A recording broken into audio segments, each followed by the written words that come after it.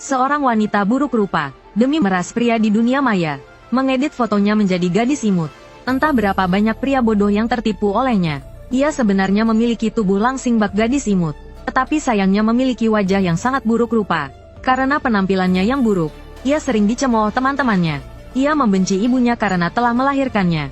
Ia berpikir lebih baik tidak dilahirkan jika akan tumbuh dengan wajah buruk rupa.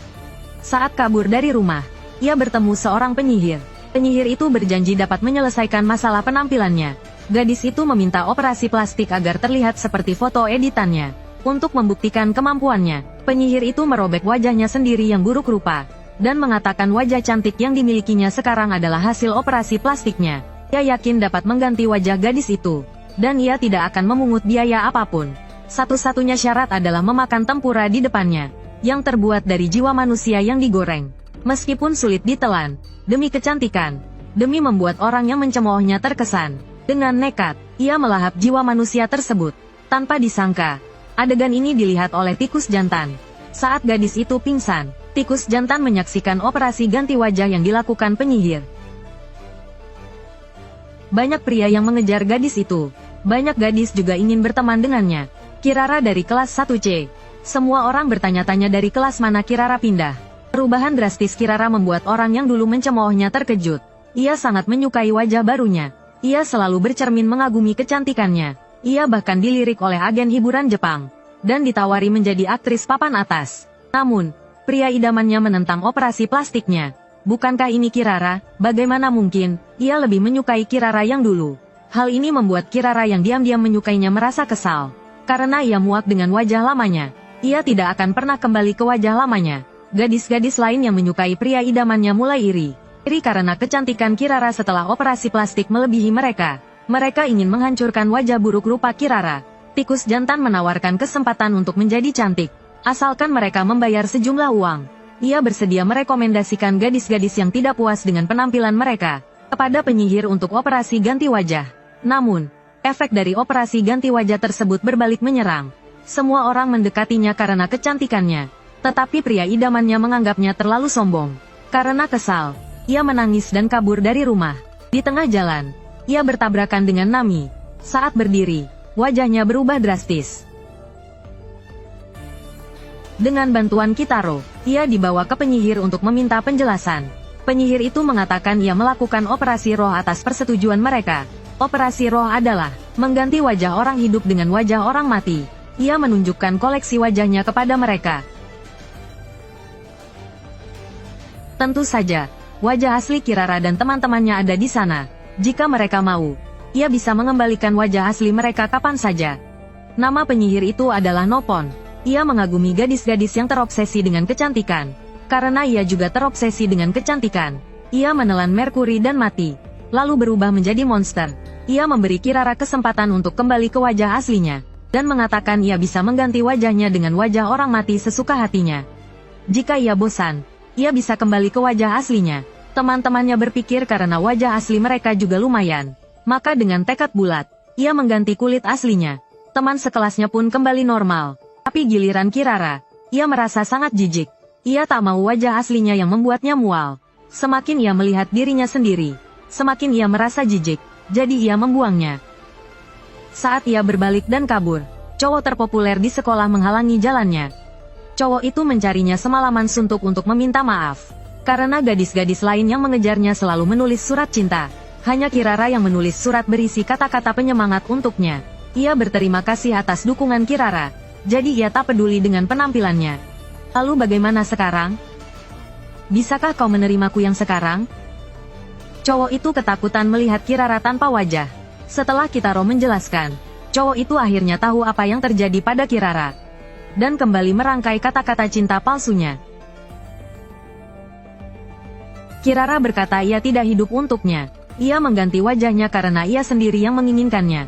Dengan wajah cantik, dunia akan berputar untuknya.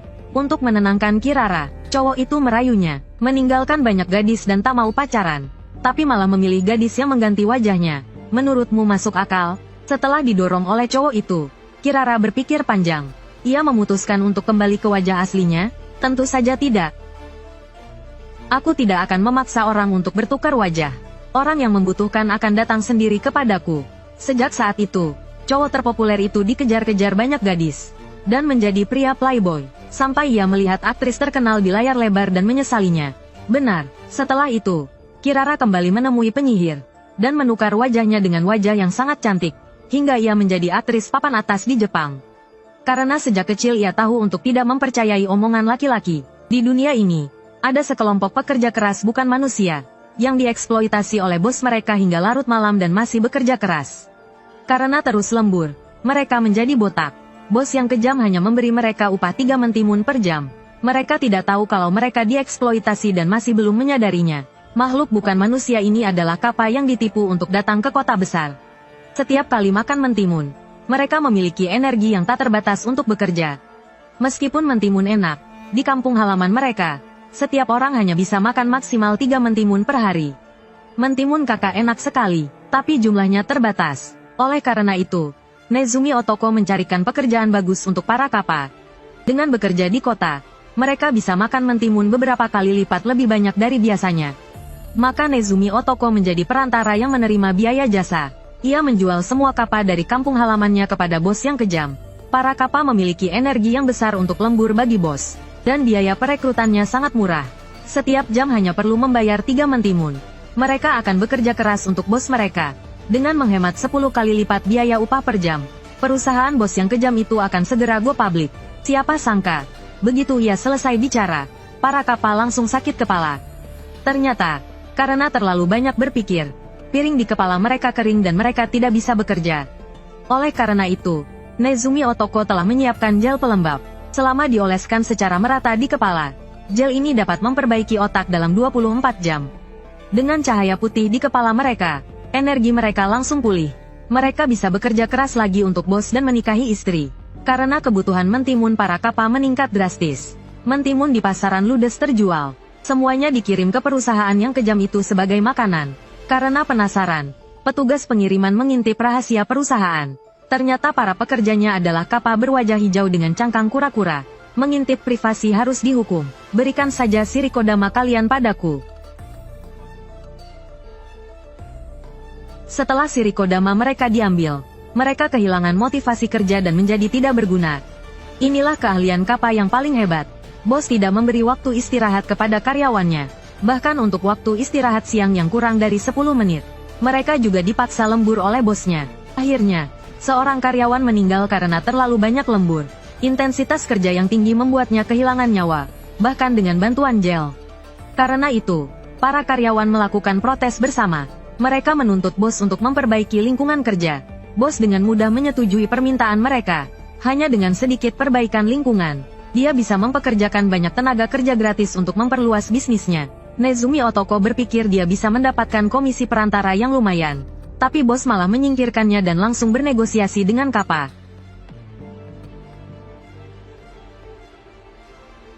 Nezumi Otoko malang. Shirikodamanya diambil dan menjadi tak berguna. Lingkungan hidup kappa memang membaik. Tapi mereka curiga upah 3 mentimun per jam terlalu sedikit. Mereka mencari informasi online dan mengetahui bahwa mereka dieksploitasi oleh bos yang jahat. Karena upah per jam normal untuk karyawan adalah 1000 yen, dan 1 mentimun seharga 50 yen bisa dibeli 20 buah. 20 buah, terbukti kita dieksploitasi. Setelah tahu mereka dieksploitasi, mereka menemui bos untuk menuntut penjelasan. Bos mengejek, mengatakan hukum upah per jam normal hanya berlaku untuk manusia, bukan kappa. Jadi dia berhak mengeksploitasi semua kappa, dan mereka tidak punya alasan untuk melaporkannya. Ini takdir kalian. Marah besar. Para kappa memutuskan untuk mengubah kota menjadi tempat di mana kappa bisa bekerja dengan terhormat. Rencana pengambilan Shirikodama segera dilaksanakan.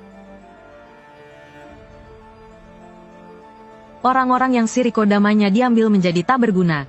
Polisi datang menyelidiki, Shirikodama mereka juga diambil. Reporter sedang meliput, Shirikodama mereka juga diambil. Jumlah pekerja keras di Jepang pun berkurang drastis. Cepat ambil Shirikodama. Kitaro muncul kurang dari 3 detik. Shirikodamanya diambil dan menjadi tak berguna. Neko Musume datang untuk menyelamatkan. Kappa tidak bilang mereka tidak akan menyerang wanita. Jangan, Ishii Aniki maju untuk menghalangi.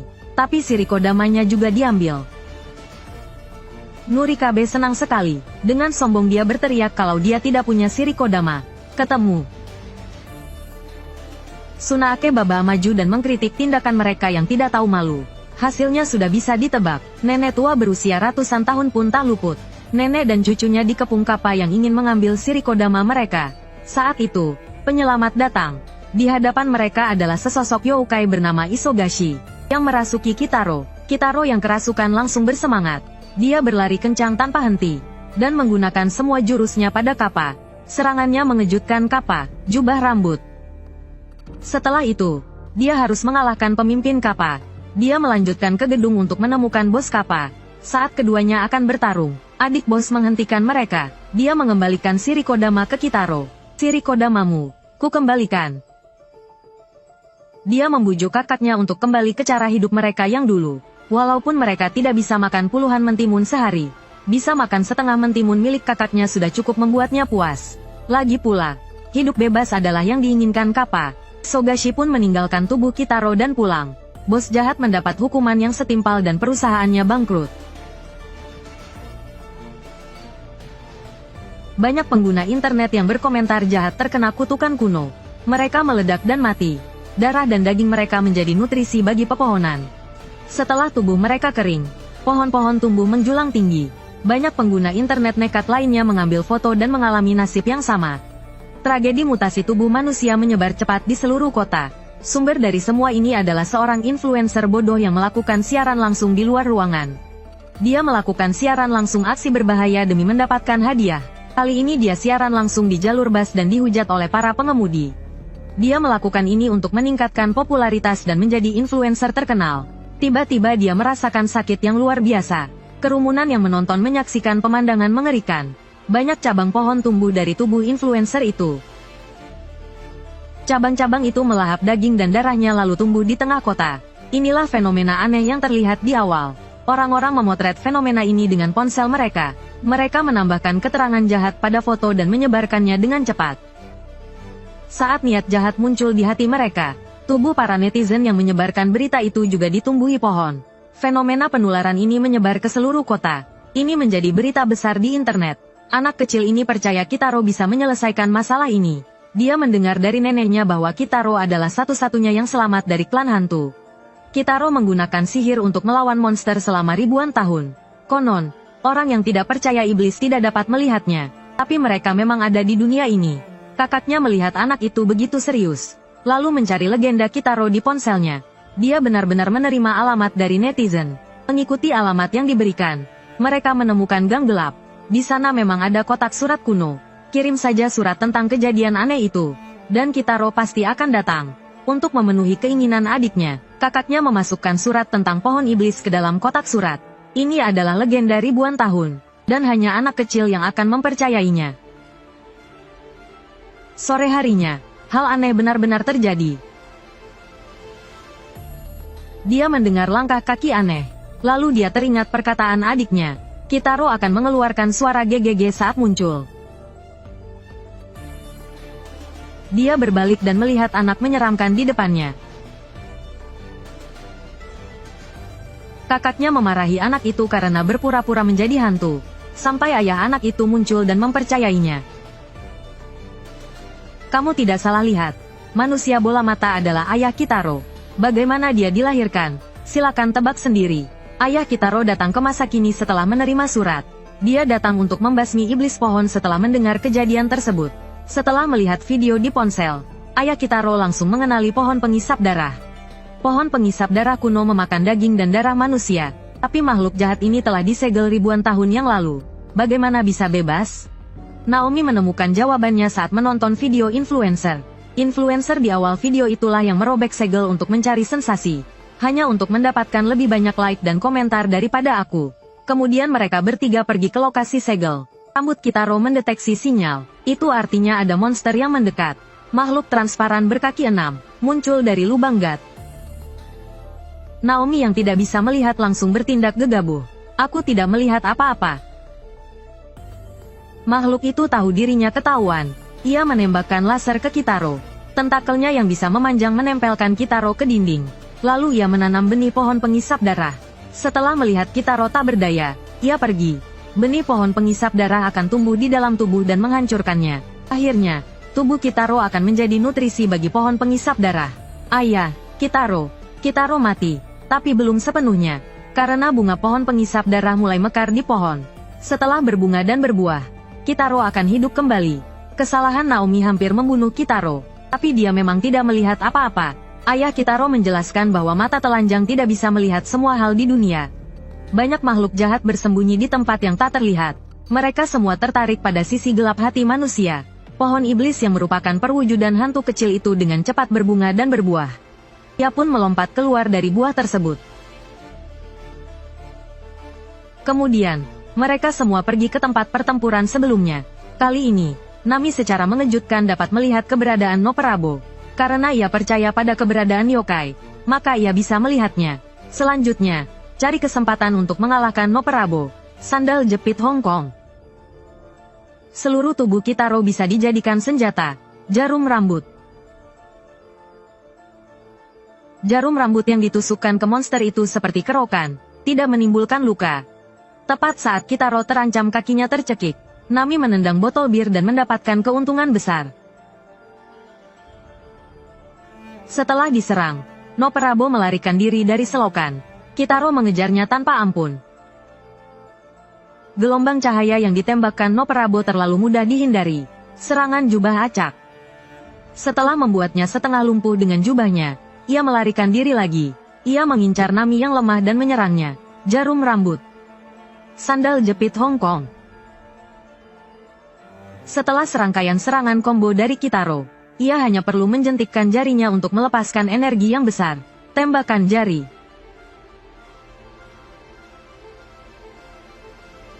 Setelah yokai dikalahkan, kekuatannya pun menghilang. Para keyboard warrior yang terkuras energinya pun kembali normal. Saat semuanya tampak berakhir dengan baik, Kitaro diserang secara tiba-tiba. Orang misterius berbaju hitam itu membidik dan menembakkan panah beracun dari belakang. Kitaro yang terkena tusukan di pinggangnya sekali lagi menemui ajalnya. Ada sejenis yokai, yang disebut Ishigami. Tugasnya adalah menipu pria hidung belang. Tidur bersama hanya untuk merampas uang pria. Yokai ini mengincar pria yang kaku. Ia memijat mereka dengan lembut hingga tertidur. Sejak dulu, tidak ada pria yang bisa menahan kecantikannya. Oleh karena itu, Nezumi Otoko menjadi korban penipuan hari ini. Calon istrinya adalah Ishigami yang secantik bidadari. Ia bertemu dengannya di jalan karena apel yang jatuh. Ia rela mengeluarkan tabungan puluhan tahun untuk menikahi wanita ini. Saat ini, teman-temannya belum tahu identitas asli Ishigami. Jadi, pasangan itu menikah dengan sederhana, mengenakan cincin dan bersatu selamanya. Tanpa diduga, mereka dengan lancar memasuki kamar pengantin. Sayang, mau main gelembung? Ishigami berinisiatif untuk bermain gelembung dengan suaminya. Nezumi Otoko tak percaya kebahagiaan datang begitu tiba-tiba. Hanya dengan melihat kecantikan istrinya saja membuatnya merasa lemah. Dan dia begitu manja. Siapa yang tahan? Nezumi Otoko lengah karena rayuan wanita itu. Pijatan mahir Ishigami membuatnya berfantasi. Dalam mimpinya, ia memulai kehidupan pernikahan yang sempurna. Demi istri tercintanya, ia tak mau makan malam bersama rekan kerjanya. Bahkan nama anaknya pun sudah ia pikirkan, yaitu tikus. Ia tenggelam dalam lamunannya. Padahal, uangnya sudah dikuras habis oleh Ishigami. Keesokan harinya, teman-temannya menemukan Nezumi Otoko di tempat sampah. Ia berhutang banyak karena pernikahannya dan ditagih oleh penagih hutang. Kini, ia kehilangan istri dan uangnya. Sungguh menyedihkan. Tubuhnya penuh luka karena disiksa. Mereka pun menyimpulkan bahwa ini ulah Ishigami. Ishigami adalah yokai wanita yang muncul saat penambangan di zaman dulu. Ia membuat pria tertidur dengan pijatannya. Setelah tertidur lelap, ia bisa melakukan apa saja pada mereka. Pria yang tertipu masih mencintainya. Bahkan kehilangan minat pada uang.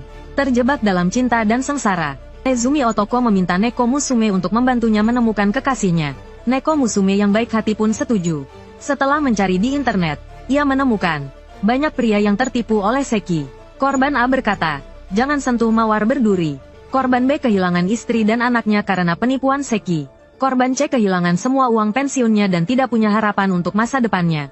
Dan, wanita itu iblis. Jadi, tikus jantan, karena miskin, adalah yang paling sedikit tertipu. Kehidupan pribadi CEO perusahaan publik terungkap. Para wartawan berlomba-lomba mewawancarai istri CEO tentang perselingkuhannya. Tapi CEO yang tergila-gila memohon agar dunia luar tidak menghakimi. Demi melindungi Seki yang menawan, ia rela dihujat. Lalu, ia dipukul di kepala. Tikus jantan menyelamatkannya karena takut ia diburu Kitaro dan kehilangan nyawanya. Janji untuk hidup bersama selamanya. Dan kehidupan cinta mereka yang mesra kini menjadi kenangan. Wanita itu berpura-pura meminta maaf pada tikus jantan. Setelah memberinya label pria baik, ia membuat tikus jantan yang percaya pada cinta kembali terluka. Setelah mengambil $250 darinya, ia mengejek. Masih miskin seperti biasa, Seki. Dengan uang, kita bisa melakukan apa saja. Setelah menyuap Kitaro dan teman-temannya, ia segera melarikan diri. Kakek hantu langsung bangkit dan menyerangnya. Ia menerjang dan mencekiknya, tapi ia dimaki sebagai orang mesum dan dihempaskan. Cara penangkapanmu salah. Ia dicegat oleh kucing betina yang ingin membalaskan dendam tikus jantan. Di saat kritis, tikus jantan sekali lagi menyelamatkan kekasihnya. Ia menahan kucing betina agar Seki bisa kabur. Lalu, ia diserang Kitaro dan berpura-pura mati menjadi patung. Manusia batu mendorongnya. Dengan pantatnya, ia menghancurkannya menjadi debu. Kucing betina kasihan pada tikus jantan. Ia begitu berjuang demi wanita yang dicintainya. Betapa sedihnya dia sekarang karena wanitanya hancur. Tapi Seki memiliki kemampuan generasi yang luar biasa. Ia berubah menjadi batu dan mengecoh Kitaro. Saat Kitaro dalam bahaya, ia memanggil bantuan. Umibozu menamparnya ke laut. Saat ia muncul, ia ditangkap dan digenggam. Lepaskan aku, jangan. Tidak ada yang mau menyelamatkan Seki yang jahat. Hanya tikus jantan, yang hatinya telah dicuri, yang mau menyelamatkannya. Aku mencintaimu, kebohonganmu menjijikkan. Tikus jantan maju. Ia akan melawan Umibozu untuk merebut kembali kekasihnya. Meskipun ditipu ribuan kali, ia ikhlas. Ketulusannya menyentuh Umibozu, dan ia melepaskan Seki. Seki mencuri semua barang berharga darinya, kecuali cincinnya. Ia yakin wanita itu sedikit menyukainya, tapi cinta tidak bisa dimakan. Jadi, ia menggadaikan cincin itu untuk uang. Suatu hari, sebuah apel jatuh di kakinya lagi. Ia menggigit apel itu, manis dan asam seperti cinta. Tapi bagaimana mungkin hal baik terjadi padanya? Akhirnya, mungkin ini adalah akhir yang tepat untuk orang yang mudah jatuh cinta. Ada sejenis siluman, bernama Yuki Onna. Siluman ini hanya muncul di musim dingin. Karena kecantikannya, ia dikejar banyak pria. Tapi Yuki Onna yang dingin tidak tertarik pada pria manusia. Petunjuknya akan terungkap di akhir. Oleh karena itu, sangat sulit bagi pria untuk mendapatkan Yuki Onna. Tapi ada seorang pria gigih bernama Ajun. Cintanya pada Yuki Onna begitu menggebu-gebu. Ia bahkan tak peduli meskipun kakaknya yang kedua mengalami krisis es krim. Yuki Onna yang dingin luluh oleh sikapnya yang tegas. Tapi Yuki tidak memiliki perasaan untuknya. Aku juga mencintaimu hari ini, Yuki. Sikapnya yang terlalu antusias justru mengganggu. Perkenalan dirinya terkesan cuek dan blak-blakan. Aku terkadang bersikap tegas. Jika ada yang tidak kamu sukai, katakan saja langsung. Ia selalu bersikap sok jantan dalam segala hal. Memegang tangan Yuki Onna sampai hampir membeku. Tapi tetap saja memaksakan diri untuk menunjukkan rasa sayangnya. Hari ini adalah saat paling bahagia dalam hidup Jun. Yuki membuatkannya makanan rumahan. Es krim ikan teri yang lezat adalah favorit Yuki Onna. Tapi jika manusia memakannya, pasti akan diare parah dan nyaris mati. Agar tidak mengecewakan pacarnya, ia menahan sakit dan menelannya. Perhatian dari pacarnya sangatlah berharga. Ia harus menghabiskannya. Ia bergegas mandi agar es krimnya mencair dan ia bisa selamat. Saat Yuki merapikan kaus kaki pacarnya, ia mendengar gosip. Makan es krim di musim dingin. Ternyata hubungan kita memang berbeda ya. Yuki Onna yang baik hati dan penyabar menjadi marah. Berhubungan dengan manusia memang akan berakhir dengan penyesalan. Jadi menjauh dari pria brengsek adalah pilihan terbaik. Yuki, tunggu. Ia menceritakan kisah cintanya yang singkat kepada temannya. Ia tidak tahu bagaimana rasanya mencintai seseorang. Temannya menjelaskan bahwa cinta itu seperti jantung berdebar kencang. Berkata dingin saat bertemu, lalu menyesalinya. Ditambah lagi sering bertengkar tapi tidak putus. Mungkin begitulah cinta seharusnya. Benar saja, Jun segera menemui Yuki untuk meminta maaf. Dan memberikan makanan manusia sebagai permintaan maaf. Karena dibekukan oleh Yuki di rumah, makanannya menjadi lembab dan berjamur. Tidak ada satupun yang bisa dimakan. Yuki menyalahkan Jun karena seleranya buruk. Dan sama sekali tidak perhatian.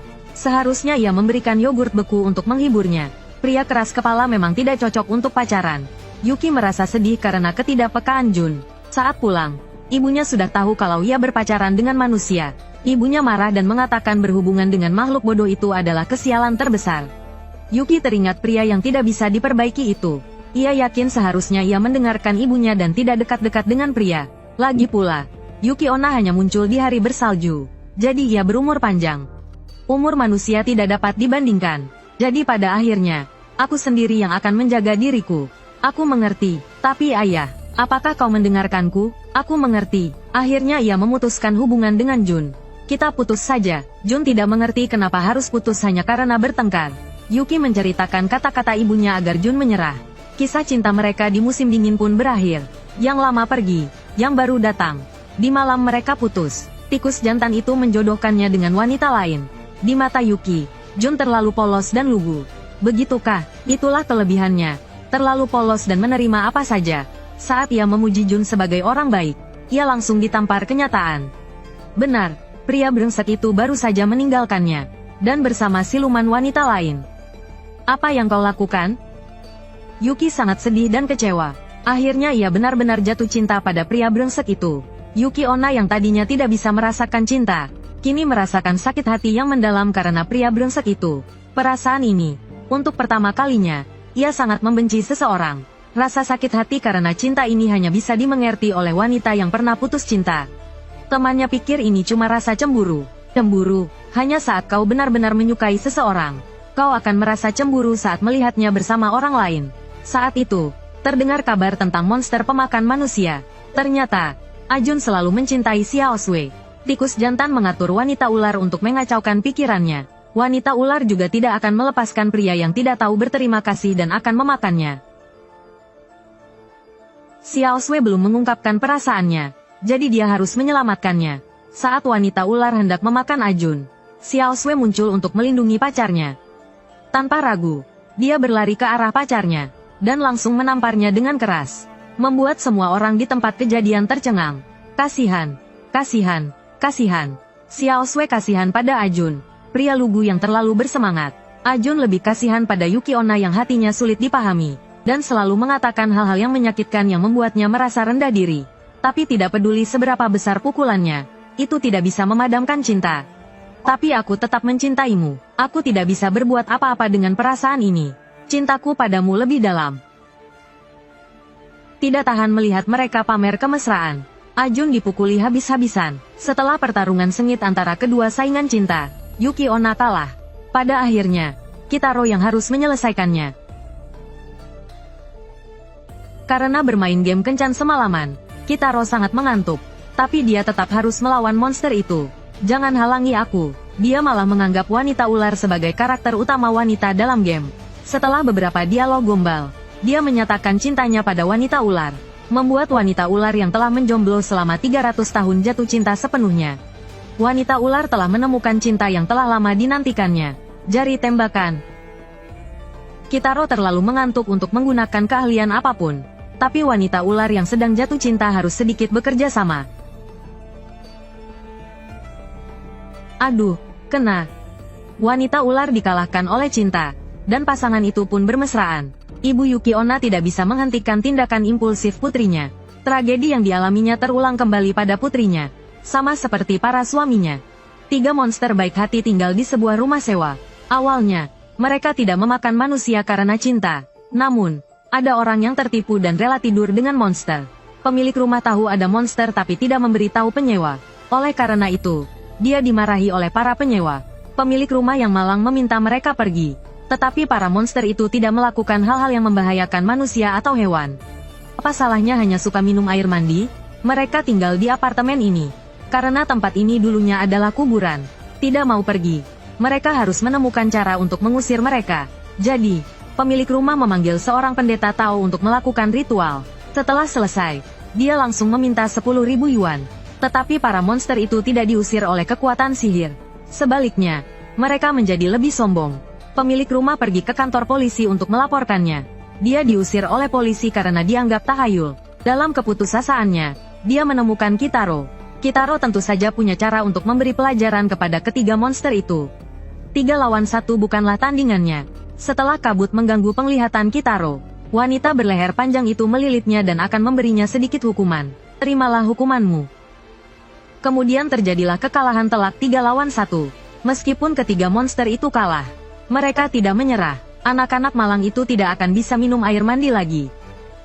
Pemilik rumah merasa kasihan pada para monster itu. Karena kebaikan hati Bodhisattva, mereka dibiarkan tinggal.